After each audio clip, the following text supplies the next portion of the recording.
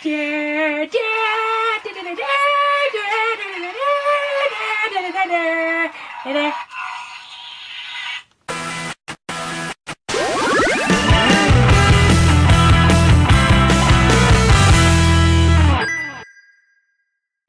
guys, welcome to Nerdbust. This is going to be my spoiler review for Star Wars Episode 8, The Last Jedi. Yes, of course there will be spoilers, but I'm putting them to the back end of my review. I will let you know when they're coming. The Last Jedi, directed by Rian Johnson, did such a good job that he was actually given his own separate Star Wars trilogy, and I can understand why. Obviously without getting into too many spoilers, it's awesome. It's so good. I mean, there are a couple of bits in it I'm just kind of like, which I'll get to probably in the spoiler bit, but overall, I thoroughly entertained. Characters were fleshed out more. The actors did really well. The story was, really good, unexpected, some twists and turns I didn't expect whatsoever. Things were handled brilliantly, and the continuation of these characters was absolutely brilliant. The story was good. The special effects were absolutely incredible. The space fights were awesome. The on the land was awesome. The lightsaber fights were good. Even though we got lovely wide shots of lightsaber fights as well, like full body lightsaber shots. And that doesn't happen very often, so we get that full cinematic look, and that was really cool. And yeah, it was so good. Everything about it is just amazing. I mean, I'm probably biased because you know how much I love Star Wars, but it really was a class act. It was awesome. Daisy Ridley just great as Rey. Adam Driver really does really well as Kylo Ren. He just embellishes that character more, and we go deeper into what makes him tick and what he does with the way he does things. Carrie Fisher, great as Leia, as we all know. It's really good to see her on screen. Finn and Poe were awesome. This new character called Rose, she was fun, although there was a little side project with her and Finn that's kind of like took me out a little bit, but it wasn't terrible, but it just took me out a little bit. But I'd say one of the best performances out of this was definitely Mark Hamill as Skywalker. Amazing. Just one of the best performances he's ever done, and it was good because his characters, he's just a very conflicted character. He's been through some real shit, some real problems, and he's kind of lost faith in everything. And it really shines through, but you've got those little moments where you go, no, it's still Luke Skywalker, but he's having trouble at the moment. He's having difficulty believing or getting to grips with everything. And yeah, considering we got nothing from him from the last one except to turn around and a little kind of smirk or whatever, this we got full-on dialogue, action kind of scenes, real good character development, and it was brilliant. He was a real pivotal part of this film. Negatives. There was only like a couple of minor ones here and there. I mean, I think the main one was the little side mission that Finn and Rose go out on. I'll get into it in spoiler territory, but it kind of took me out of the film a little bit. I mean, I still enjoyed it. I still enjoyed the aliens and the different things that were there, and the planet they went to. It was kind of different. It was new. It wasn't full-on Star Warsy to a point, really, but it took me out a little bit just because it just seemed like a little tacked on. They could have reduced it down a little bit and just got on with it quickly. Really cut about 20 minutes out of the movie, really. And it just seemed like it didn't really get going anywhere in that little bit. But I mean, apart from that, I really can't find anything else I can find bad about it. I mean, the story as a whole was really well done. Like I said, the characters were awesome. And, I was shocked as well. There were things that happened in this movie that I actually didn't think was... Because I've been so busy speculating, like everybody else has, and wondering, oh, is this going to happen? Is that going to happen? Is this character going to die? Is that character going to turn to the dark side? Is there going to be a double crosser? There's loads of different possibilities. Who's going to be related to who? And blah, blah, blah. And then you have a couple of things happen. You go, oh, well, I wasn't expecting that. And that is different. And... yeah, hats off to Rian Johnson. He gave you things that you didn't know you wanted, and that's really good out of a film director. We're going into spoiler territory now, so if you haven't seen the movie, make sure you just skip to the end to find out my verdict. It's spoilers now, you've been warned. The whole stuff with Luke on the island, everything about it was absolutely brilliant. Rey getting in our powers, him kind of not believing in things. Even the first thing that happens as soon as he gets that lightsaber in his hand, just throws it over the side. Not interested. That I didn't expect at all. I thought him to look at it and kind of think about things. Nothing. Just no, not dealing with it, and he threw it over his shoulder. And yeah, I mean, everything that builds up between him and Rey, it's brilliant. And they find out a little bit more of the backstory between him and Kylo Ren, and obviously when he was Ben. And there's two different sides to the story. Basically, Luke's just saying that I sensed the power in him, and I went to try and confront him and everything. Then there's Kylo Ren basically saying, no, that's not how it happened, he came in to try and kill me. And you actually do get a couple of flashbacks. Luke igniting his little green lightsaber, looks like he's about to attack Kylo, and then the other one where it's, and the little flashbacks are good, because we haven't had flashbacks in Star Wars before, not to my recollection anyway. So having that little kind of flashback to kind of thicken the story is really quite interesting. Another thing with Rey and Kylo as well, they've got this kind of connection. I don't know what it is, like they're galaxies apart, they're complete like systems apart, and yet they can interface with each other, they can see each other and talk to each other through the Force, and that shows how powerful these two really can be. And that was awesome, because it's a way of furthering the story, them talking to each other, and he's saying, no, Luke's lying to you, this is how it happened, and then she confronts Luke at some point, they get into a little bit of a scuffle, a bit of a fight and whatnot. And yeah, I mean, I can understand why Luke's really kind of out of it, to be honest, and then you can kind of start to understand Kylo Ren's side of things, and the way he saw it, that he was being attacked or whatever. And yeah, it furthers the stories of these characters really, really well. The one thing I liked about the space stuff, like it was a couple of space battles, but it was all centered around one area, and it was the fact that they were getting rid of this dreadnought at the start of the film. It's a great intro into it, destroying this massive dreadnought, and then they basically find out that they can be tracked through hyperspace, so they can't go anywhere. So they're basically stuck in this game of chicken. Basically, they have to stay there with their shields up, and slowly their fuels are running out, and different ships are being destroyed by all these Star Destroyers, and they're just literally, it's like a waiting game for them to destroy the big ship. And the whole point of Rose and Finn, they go off on this little side mission that I'm not too fond of, to go and get this hacker to come in and basically destroy everything, so that way they can get away from the First Order, because they're going to try and undo the bug that tracks them. And yeah, I mean, it's pivotal to the point of the story, their little side mission, but it went on a bit long, and it was just kind of a bit, let's just get on with this because I want to get back to the main bit. But I did like the way that we had the space battles, the fact that it wasn't in different areas, it was just one area where it was just kind of like a waiting game, just slowly watching people be destroyed. Leia as well, it really threw me at the start, it really did. As soon as, because it looks like Kylo Ren's going to destroy like he did in the trailer, and then he decides against it, he's not going to do it because he still loves his mum. And then the two other TIE fighters come in and blow her to hell anyway, and you think that's it, she's dead. You're like, oh my god, they've killed her. And so brutally as well. It's like, oh my god, I can't believe they've done this.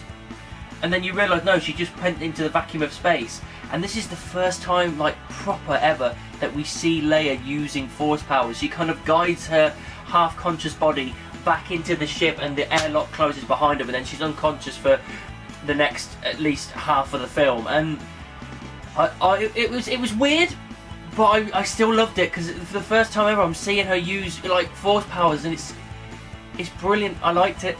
After the whole scuffle with Rey and Luke and everything, she gets in the Falcon with Chewie and R2, and they go off to basically she's going to try and turn Kylo Ren back to the light side, and she's giving herself up to Snoke, and that whole thing ensues. And one lovely little cameo that I was not expecting whatsoever, Yoda. Yoda comes back in this lovely little Force Ghost cameo when Luke's about to burn down the tree where all the books are and everything, which ultimately Rey takes with her, because you see it later on in the film at the end. But he goes to burn it, and then he kind of backs out, and at the last minute Yoda just uses Force powers, bang, and it goes up in flames. And they have a little talk, and Yoda's explaining to him, he's like, you've got to teach her everything, including failure. It's a very important part. And Yoda just makes sense no matter what he says. Brilliant, lovely little cameo. As soon as, like, the way it was panned as well, pan round, and you can just see these ears appear from the side of the screen. It's brilliant. It is exactly the way I wanted it to go if I was to see a character like that. Poe Dameron quickly as well, given a lot more to do in this film as well. Helping take down the dreadnought. Obviously part of this plan to get this thing untracked so they can bugger off. He gets kind of not double crossed, but there's a scuffle between him and the next person in command now that Leia's unconscious. They have a little bit of an altercation here and there and whatnot. I mean, and it was good. Yeah, I mean, I'm glad he had more to do in this, because in the last film he didn't have as much to do. So I'm glad that there was more things for him. Yeah, the side mission thing with Finn and Rose. Benicio del Toro, he's in it. He's kind of the hacker, and then later on he kind of betrays them to get money from the Empire, and as I thought he probably would do anyway. But yeah, when he arrives, great. He's a great actor. I mean, he's a cool little character. It was fun, but that was probably the best part of that entire sequence thing, because like I said, the side mission just kind of took you out a little bit. But I still enjoyed as far as like a film part thing, the practical effects, the CGI, the aliens, the casino-looking thing. It was, it was fun. It just kind of took me out. It ends up being for nothing anyway. They can't do it. Obviously, he double crosses them, and then we get Phasma. Phasma comes back, but not for very long. Her and Finn, of course, like you see in the trailers, get into a kind of sword fight, as you will, I suppose. And it is good. It's really good seeing these two go at it and everything, because they don't like each other and all that, blah blah. It's really good. And eventually Finn gets the best of her, cracks her helmet. You see her eye, and I think she calls him Scum, and he goes Rebel Scum, and then she falls back into flames. I think she's dead. And I was like, is she dead? Is her suit like flame retardant or whatever? I mean, I kind of hope so, because if she pops up in episode 9, that'll be quite interesting. But if she's dead, that's just got to be such a bad misuse of a character, considering how cool she could have been and how cool she looks as well. And you always get that sense that she's more of a badass than she's letting on or we're being allowed to see. And then just to be overdone like that, it just... And I couldn't get into the negative about this beforehand because it is kind of like a spoiler. So yeah, I suppose that is another negative, that Phasma just wasn't used enough. Rey, yes, back through the Millennium Falcon, the Millennium Falcon shoots off, she's in the escape pod, she goes down to Snoke's ship, and then she gets obviously taken up by Kylo Ren and having a conversation with Snoke and Ren, and Snoke kind of basically saying you can't turn in, blah blah blah. It's very similar to the Emperor and Vader and everything, Return of the Jedi. A very similar feel to that, and I quite liked it. The big red room with all his fighting red guards as well, they were really really cool. And here is one of the big shockers I was not expecting. You've got this moment where he's egging Kylo Ren on to kill Rey, and then basically the lightsaber, Rey's lightsaber is sitting next to Snoke, and he can sense Kylo Ren getting ready with his lightsaber. What he can't sense is he's actually turning the other lightsaber, and then he ignites it and it goes straight through Snoke and cuts him in half, and he is dead. And that was a shocker, considering how little we know the character, how much of an influence he's had on Kylo Ren, and how much he's fucked shit up, and then he's just killed in the middle of the film. You don't know who he is, you don't know where he comes from, and now he's dead. Bold, very bold move, because now you're just like, I still want to know more, and I can't because he's dead. I mean, I don't know whether we're going to find out anything in the future, but my guess is we might not. He might just be this big bad that's just trying to take everything over, and now he's been killed by his apprentice, just like all the other Siths before. Also as well, the question about Rey's parents. It's kind of answered, I suppose, but it may not be. It may lead into eventually finding out who they are in episode 9, but you don't get a proper answer. You get that moment with her and Kylo Ren. He goes, you've always known, come on, tell me, you know it. And she goes, they're no one. And that's it. He goes, yes, they're no one. Ren's like, yes, it's like he's saying it to the audience, they're no one. They're no one important, they're junkers, they left you for money on that planet and they didn't think about you again. And if that's the case, then oh my god, I mean, it's all the theories, all the possibilities of it being Han and Leia, being Luke, being Kenobi, being Snoke, all these theories and things that we've been putting forward since The Force Awakens. If that is the truth, that it's a case of, she's no one special. She is no one special. Her parents aren't important. She's not a Skywalker or a Kenobi. She's just Rey. That, it's not a big fuck you, but it's a kind of, look, it's not what you expected. It's not what you wanted it to be. So yeah, I mean, it's a shocker. It really is, because you build it up for so long that she's more important than she actually turns out to be. And then as soon as that happens, you've got Rey and Kylo Ren briefly teaming up together to take on these Red Guards and destroying them. Awesome sequence as well. I really liked the balance between the two of them taking on these guys. Really good. And then straight away, it gets back down to, no, they can't agree, because he's basically saying we should team up and rule the galaxy. She's saying, no, we should team up and just live in peace. They start arguing, and then they start using the Force against each other with the lightsaber in the middle, and it's so much pressure and it cracks and it breaks, and that's gutting to see that kind of piece of your childhood snapping in half. And then Rey gets away, and then Kylo Ren is obviously now in charge, and him and General Hux still don't like each other. You see it through the film, and yeah, he's basically in charge now, and they're off to basically get the remaining of the rebels. They've gone down to Crate, they've got away in the escape pods. during all the confusion. And then the what's-her-face with the purple hair, the one that's, you know, took over from when Leia was unconscious. Leia wakes back up, and then she shoots. This is where it gets a bit confusing, because there's loads of double crosses. She shoots Poe, knock him unconscious, put him in the escape pod, and off they all go. And then the lady with the purple hair, she is in with the ship, and she basically says that someone needs to stay behind. They all go from the escape pod, and then she turns the ship around and fires it through the Star Destroyers. And it's a brilliant cinematic moment, because she fires at light speed, destroys the ships, and it all goes dead silent as you see these ships just crack in half, and this massive white light. And that was a real cinematic moment. That just such an epically brutal moment, and it's dead quiet. It was just really well done. The final battle on Crate, obviously it's the white planet with the red rich salt mineral underneath, so that all skims all over the place. They get like the new, is it ATR-6s, the gorilla looking AT-ATs, loads of their ships and whatnot, and then they've got their kind of old bucket rust things. They get their little base up and running to a point. Rey comes back with Chewie and the Falcon and helps out, and it's a massive kind of dogfight, very similar to Hoth, but it's obviously at the end of the film rather than at the start, and I really quite enjoyed that.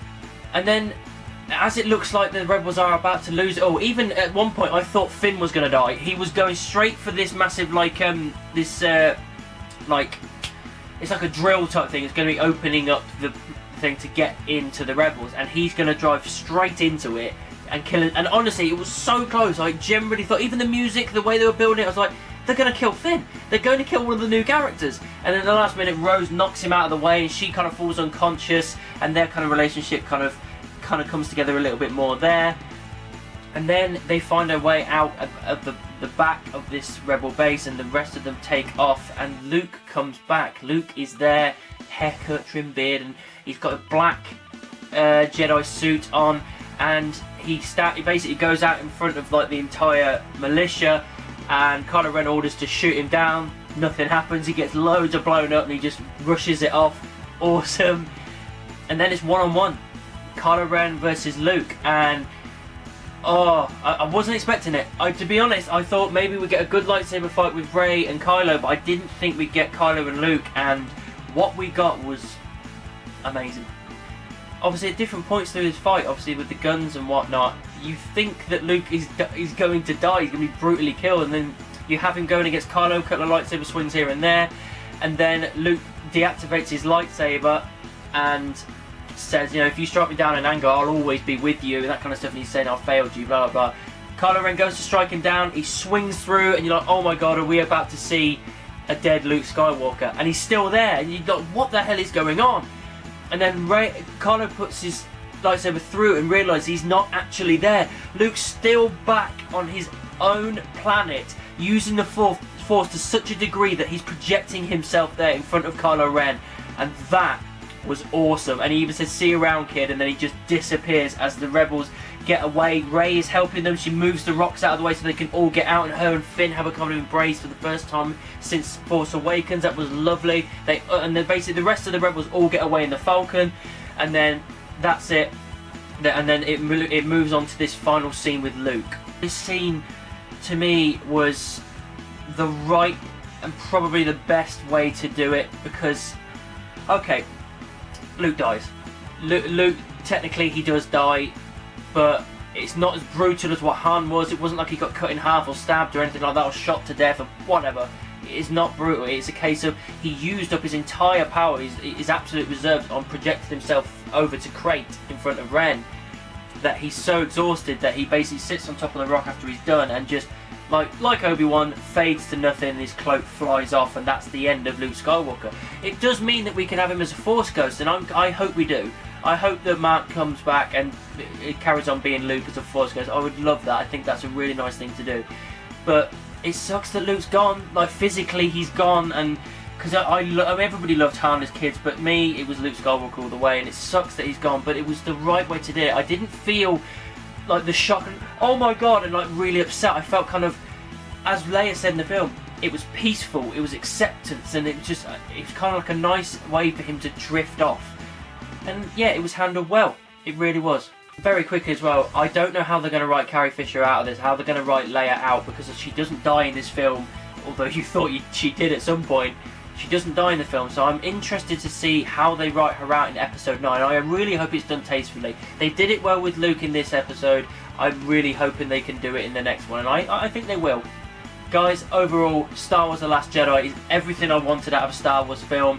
It gave me things I didn't know I wanted. It gave me shockers I didn't expect. It gave me characters I loved. It gave me little moments of these character building, the CGI, the practical effects, the dog fights, the space battles, lightsaber fights. Just story was just brilliant. It was unexpected but brilliant. And honestly, apart from that little side mission thing, that's the only regret, and the Phasma gripe.